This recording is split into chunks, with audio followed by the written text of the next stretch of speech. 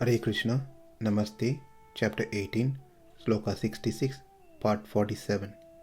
Sarva-dharmān parityajya, ekaṁ śaraṇaṁ vraja, ahaṁ sarva-pāpebhyo, mokṣayiṣyāmi ma śucaḥ. Abandon all varieties of religion, and just surrender unto me. I shall deliver you from all sinful reactions. Do not fear. Acharya abhimana is free of Jivatma swatantriya and Ishvara swatantriya. Then the question comes, what about Guru? Will a Guru have swatantriya? That he is the one who liberates his disciple? No, Acharya Nishta has no flaws by any means. The Gurus is egoless. They don't have ahaṁ, they don't have mamakara. They do this as a service to their preceptor. They themselves free of swatantriya because they depend on their Guru's mercy upon them. So the Gurus think that they have been appointed by the Lord, by their Guru, just as an instrument to connect a soul to the Guru Parampara. When a Jivatma is connected to the family of Krishna through a lineage of a Guru Parampara, he gets the blessings, mercy, more than what he could have got otherwise by directly surrendering to Krishna. He is blessed by each one of the Guru Acharya in that lineage. In this regard, there are a couple of stories which will illustrate how a Guru think or function. We heard an event that took place when Srila Prabhupada was on this earth planet. At the end of one lecture, Srila Prabhupada told the devotees, if you become 90% Krishna conscious, you will go back home, back to Godhead. Looking out into his audience, he saw the devotees looked discouraged, dispirited, dejected. So then Prabhupada said, if you become 80% Krishna conscious, you will go back home, back to Godhead. And looked on his audience. Still the devotees expressed doubt that they could become even 80% Krishna conscious. So then Srila Prabhupada said, okay, 70%. And then the devotees responded with a big Jai. But as Srila Prabhupada was returning to his quarters, to his room, another devotee expressed his concern that he would not be able to even become 70% Krishna conscious. So then Prabhupada said, okay, you just hold on to my dhoti. I have the key to the back door. Meaning, if you hold on to me, I will get you entrance into the spiritual world. And the disciple became very happy. The purport of this incident is when the disciple holds on to his Guru very sincerely, that Guru will be able to give moksha to us. Does it mean our Guru is the one who gives the moksha to us? Well, if we ask Srila Prabhupada the same question, he will say, I can't. It's my Guru, because I have faith and trust in my Guru. I hold on to his dhoti. If we ask the same question to Bhakti Siddhanta, who is Guru of Srila Prabhupada, he will say the same answer. I am holding on to Gaur Kishore Das Babaji Maharaj, who is my Guru. And finally, it goes to Krishna.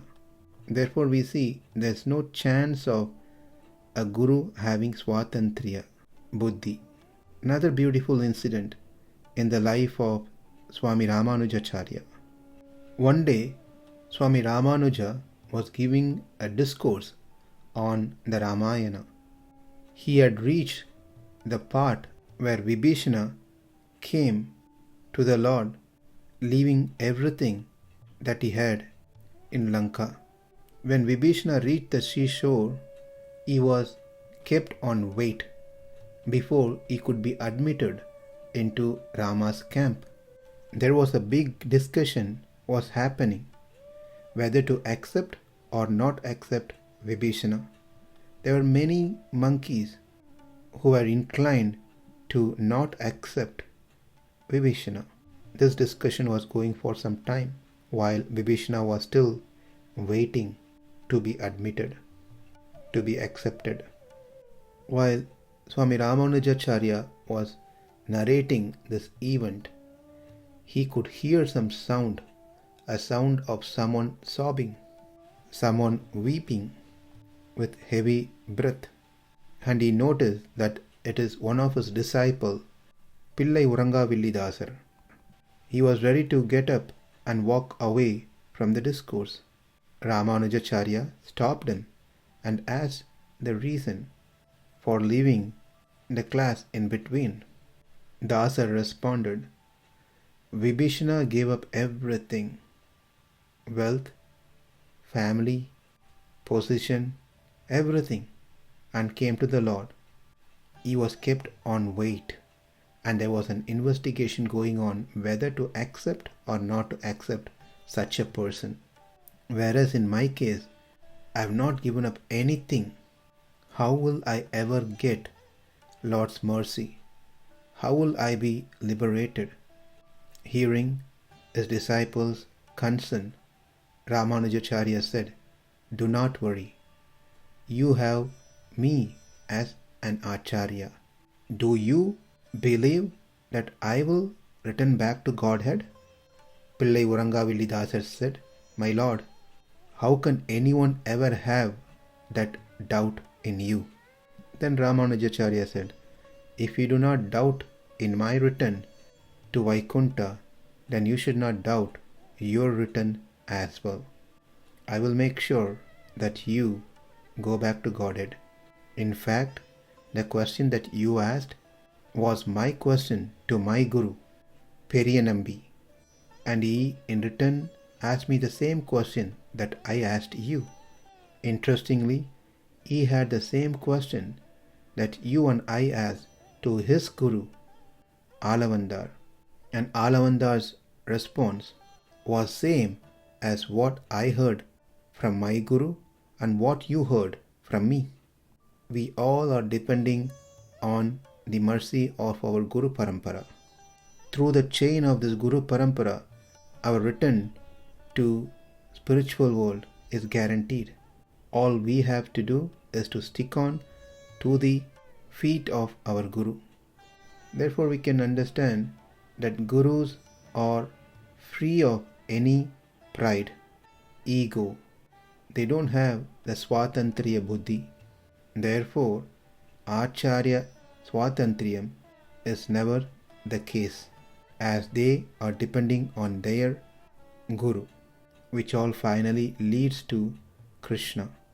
The next question is, what happens if we have shelter of a Guru? What doesn't happen if we don't have shelter of a Guru?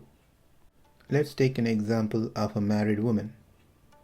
A married woman who doesn't have any ornaments, necklace, bangle, earrings, but all she has is Mangalya Sutra, the auspicious thread that a married woman wears around her neck, indicating that she is a married woman, a symbol that indicates the couple is bound in matrimony, an indication of a bride's new status as a married woman.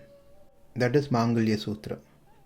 When a married woman does not have any ornaments, but all she has is Mangalya Sutra, she can somehow or the other earn the other ornaments later in the future. But if a woman doesn't have a Mangalya Sutra, which means she lost her husband, when husband passed away, the Mangalya Sutra is removed. So, If a woman doesn't have Mangalya Sutra, even if she has all the ornaments, expensive ornaments made of gold, diamond and other things, they are of no use. Because it is said, the woman who lost her husband leads an austere life, or must lead an austere life, pretty much like a sannyasi. They must lead a simple life, not an opulent life. So let's understand one more time. A married woman who does not have any ornaments, but all she has is only Mangalya Sutra, she can always earn the other ornaments later in the future. But a woman who doesn't have Mangalya Sutra, even if she has all the ornaments, they are of no use. Now let's relate this to our topic. A person who has Acharya Sambandha, who has got shelter of Guru, but still doesn't have Jnana, doesn't have Bhakti, really doesn't matter, because those things can come in the future, near future. Whereas in other hand, a person has Jnana, a person has Bhakti, but doesn't have Acharya Sambandha. He is not related to a Guru. He doesn't have a Guru. Then these Jnana and Bhakti of no use. Like that of a woman who has all the ornaments but does not have the Mangalya Sutra. Acharya Sambandha is like Mangalya Sutra, and the additional ornaments are like Jnana, Vairagya, Bhakti. There is no use of having these things without having Acharya Sambandha. Now the question comes, why do we have to have Acharya Sambandha? Why can't we directly have Lord? Why can't the Lord help us directly? Why He has to help us through a Guru? Why we must approach the Lord through a Guru? Let's find the answer in our next session. Thank you. Hare Krishna.